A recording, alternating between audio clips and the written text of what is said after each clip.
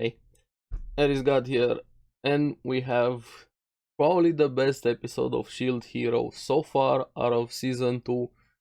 Series is starting to pick up, getting more interesting, finding its stride. Why couldn't this have been the first episode and had like a flashback of the first 3 episodes? Those ones were super slow, just dragged a bit, but this one reminded me why I liked Shield Hero. We have some reunions, which was I wanted a bit more from that reunion. Hopefully, we're gonna have more interactions between Glass and Naofumi. And I gotta say it, I was correct about Ost. Now, I'm actually excited for next week's episode. We have quite a bit to talk about, so let's get into it. Now, this episode starts with Ost kind of having inner reflection, so to say, in her own mist world, or remembering something. Slowly her memories are coming back throughout this entire episode, feeling very guilty about the Tortoise, about the role she played gathering the souls, the people that have been lost, and questioning herself, why would she even have emotions if they wouldn't be necessary to fulfill her duty. Now, we see during her flashback, or at least we hear that evil laugh, and I gotta say, this episode we finally meet the glasses dude, and he's obnoxious to say the least, but in a good way. The voice actor did an amazing job, but I still wanna punch that dude. He's super obnoxious with every comment he made. Just a character that is definitely made to hate, but we'll get to him. Just slowly starting to get her memories back. Now, the reunion, which I liked quite a lot, mainly because of Glass. I missed her speech pattern quite a lot, her demeanor, how she was acting there. Lark also, I missed him. Teresa is whatever, kind of, she's just there. Lark with the bozo commentary every time he's talking to Naofumi. I actually missed the trio, and even Naofumi making a comment about why was Glass dressed like that, and I'm starting to like Glass more and more. Hopefully we're gonna get their backstories, because I still have a lot of questions of all three of them, the vassal weapons, a lot of questions, their world, the waves, and everything else that's going on with the bigger plot. But we're not yet there with the story.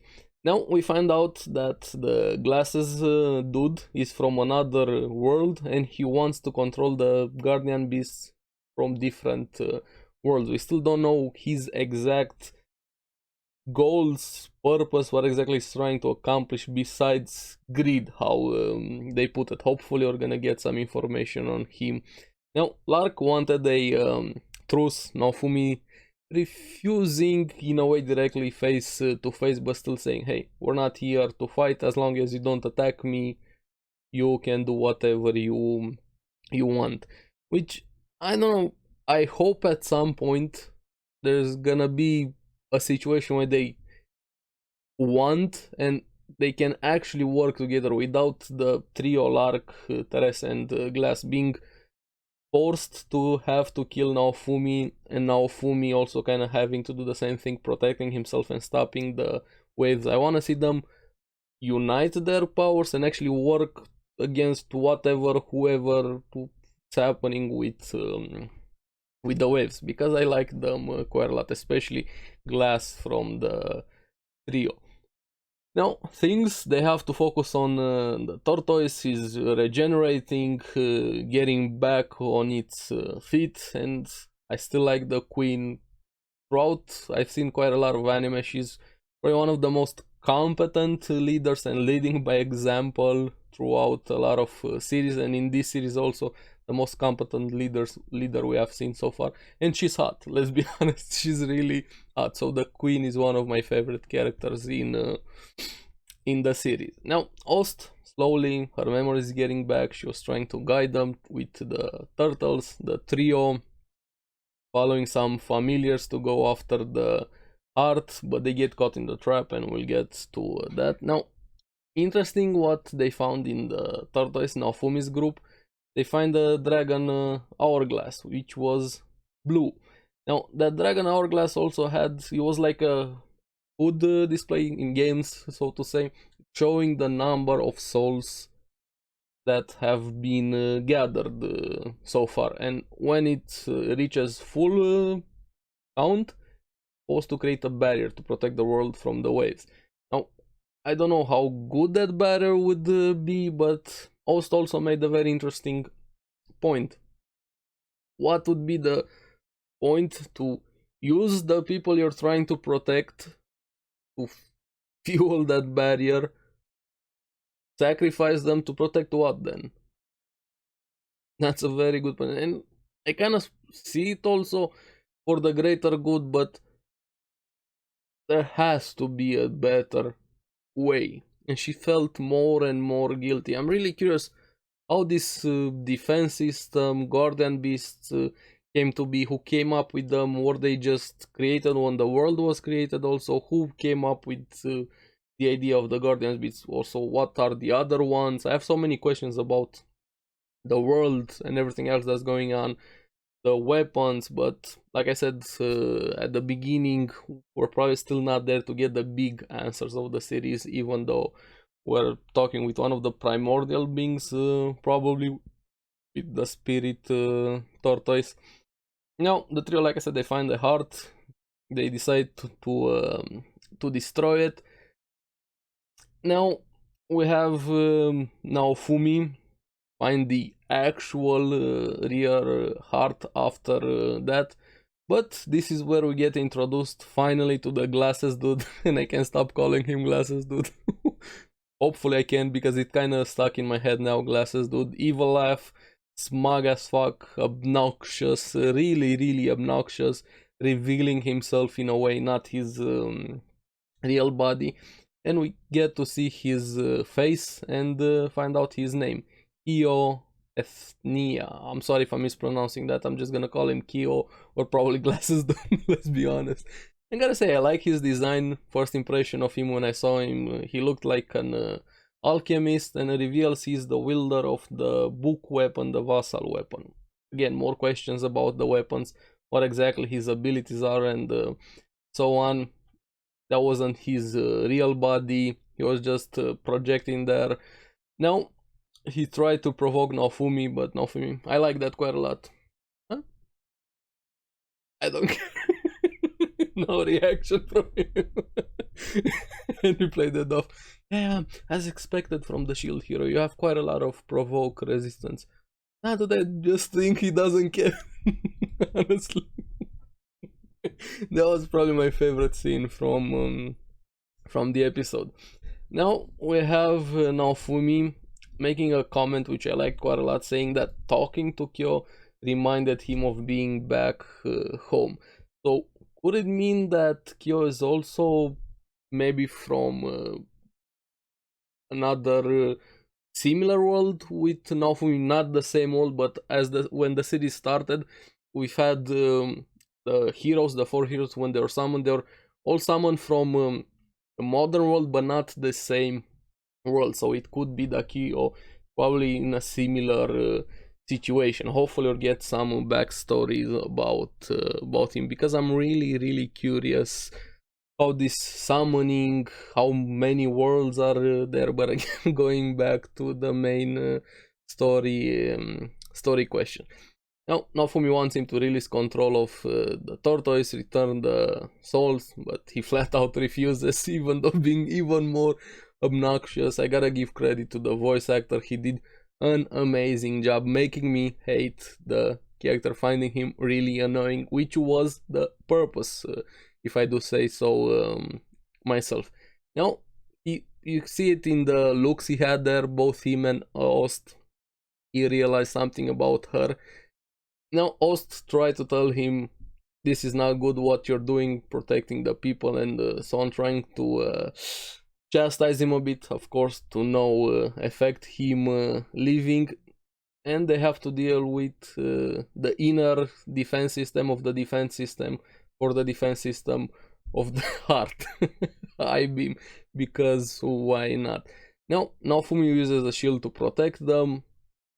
They go after it, attacking it, and here you see slowly they're starting to reveal who exactly Ost is, because while Philo hit the heart, Ost also took the damage at the same time.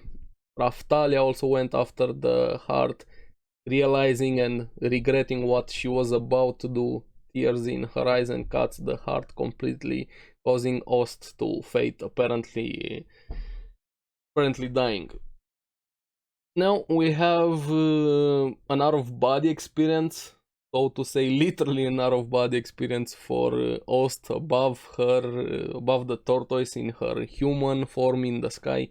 Mist clearing, she sees herself in front of the crystal, kind of reconnects again with it, getting a symbol of the tortoise on her chest, where they usually have those slave symbols in the series. And again, is slavery good in Shield Hero? Because everybody wants to become a slave in the series. And slowly she starts realizing, fully remembering everything, an epiphany of sorts, and coming back. And she's still alive, both her and the tortoise, because if she's alive, the tortoise is also alive at the same time. Now she finally has her memories back after 4 episodes. She's able to clear the way, open the way down deep in the core of the tortoise. On the outside we see the tortoise has been revived. The others are preparing to fight it, to delay it a bit. Now inside, classes do my bad kill. I told myself I'm not gonna do that. Is there still very obnoxious, but he realized at the same time who exactly Ost is, teasing them, provoking them, saying so many people, you could have prevented so many people dying if you have just killed her.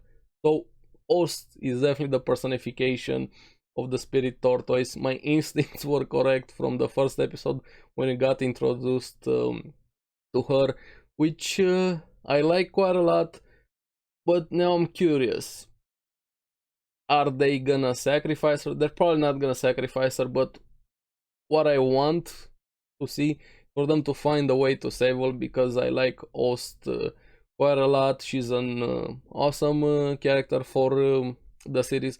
I like to see her joining the party, but also at the same time, everything that happened with her, I don't think the nations and everybody along the world would be okay with it if they find out who exactly she is.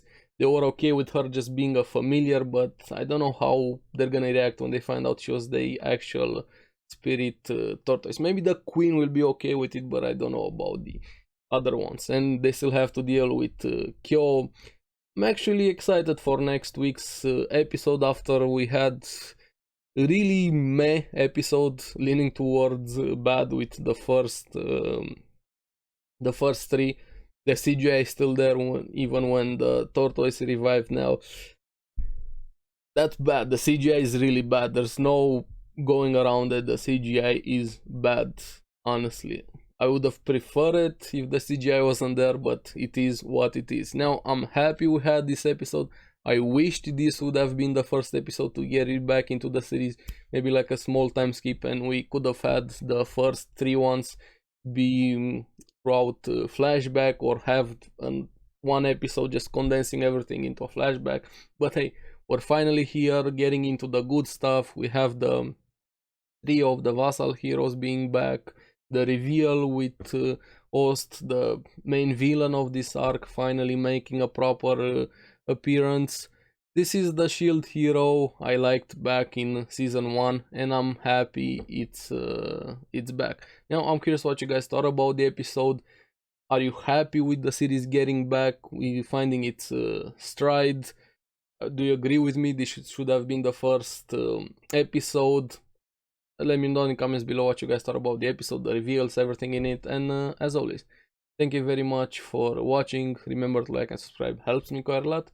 And you guys get the latest videos on the series that I follow. So keep enjoying Shield Hero. It's finally getting better. I'll see you in the next one. Bye bye.